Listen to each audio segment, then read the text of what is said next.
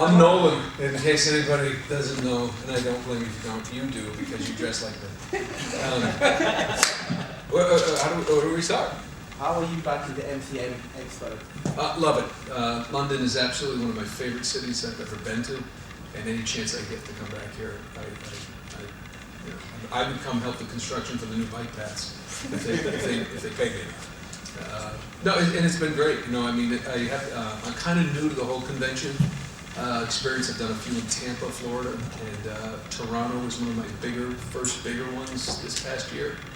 And when I was invited here, this was, don't even hesitate, absolutely, it's brilliant. It's clearly some of the most polite people in the convention. You know, hey, well, I'm so sorry to take a pizza. I'm sorry for that. Please don't. What?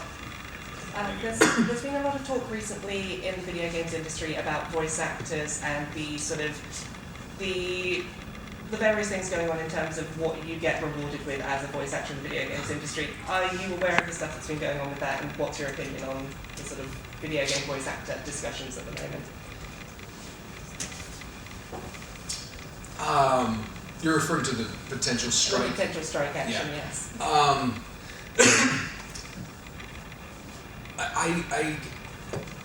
I got to be honest with you. I don't have too much of an opinion yet, because from what I understand, actors, the representatives for the actors, went in and said, we want this. And before the producer, and the producer said, well, no, we're not talking that. There haven't been any negotiations. And a lot of people, I think, don't understand that. I stay away from that kind of thing because it's just not my cup of tea. And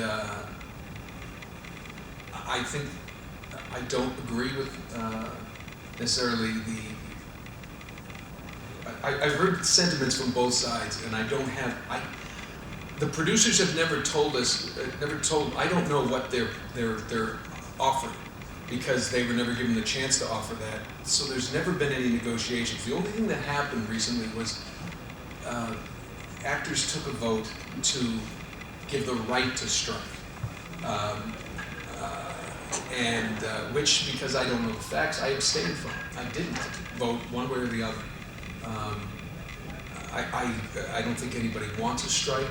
I think that there's talks of residuals, and nobody has presented me or shown me any formula that works in the gaming industry for any type of residual process.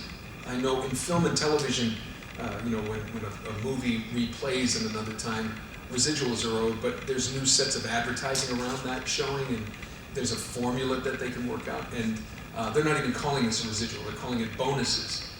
And I've heard some of the actors get on this thing that performance matters, which I agree with. Performance does matter, but I've talked to a bunch of producers that I work with, and they agree performance matters, but they will say so does programming, so does design, so does art, so does directing, so does the sound, music, all the elements that come together in a game.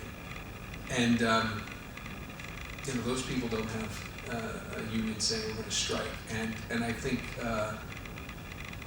it's a very difficult argument right now. And I'd like more information before I make up my mind one way or the other. There's all kinds of rhetoric, people twittering and shouting different things. I don't feel slighted in any way by the industry. I feel like they respect what I do. I feel like I'm compensated at this point. But again, I don't have all the facts, so I can't really speak to who's right, who's wrong, and what's going to happen. I hope there's no stoppage in work, though, and I think everybody does. Sorry. I'm sorry. Hello. You're next. Obviously, you're known for so much more than Drake. But what's it like to say goodbye to the character that you're so well known for? Oh, wow. We recently had our last day of the actual performance capture day, and yeah, it was tough. It was a bit emotional. this character came to me about 10 years ago, and if as an actor, I never really set out to obviously not to set out, I'm going to be a voice in games, because there were not many voicing games, So when it came to me, though, this would be, I guess, if you can pinpoint any actor's break, this would be it, And when Amy Hennig, who created the character and the whole world, invited me to come along, she was very collaborative, and she required of me to put as much of myself into the character as possible.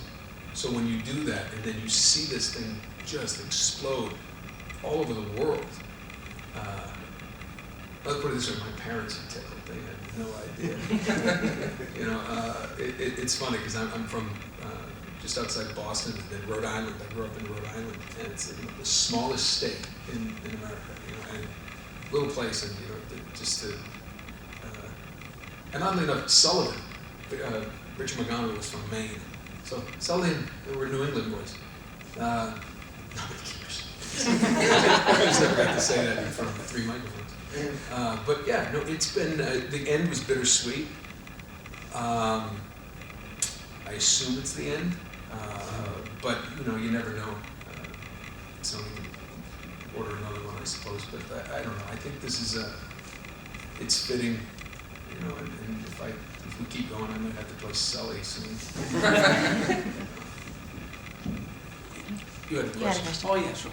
I can hear you. You can hear Yeah, straight ahead. I think this is redundant Yeah. at this point. I guess obviously, you've already spoken about the extent to which the industry is changing, it's evolving. I guess the question that a lot of fans here today will have is, what advice would you give them about entering the industry and how to go about that? Entering the Voice acting. in voice acting. People always ask me, they say, how do you become a voice actor? And I'm not just a voice actor. And I tell people, you have to be an actor. Some people can have great dialects and voices, and go really high. You can do all kinds of different crazy things, but you have to be able to act with those and perform with those. So, and to say, well, I'm just a voice actor would be like, well, I'm a plumber who just does kitchens. Well, I'll pay you to do the bathrooms. I don't know, just kitchens. And sinks. I don't want to do anything but sinks. It's like, why limit yourself?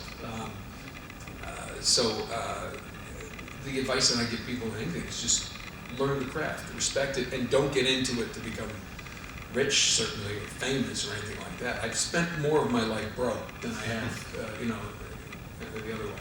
So, getting better, I will say that. Things are getting much, much better.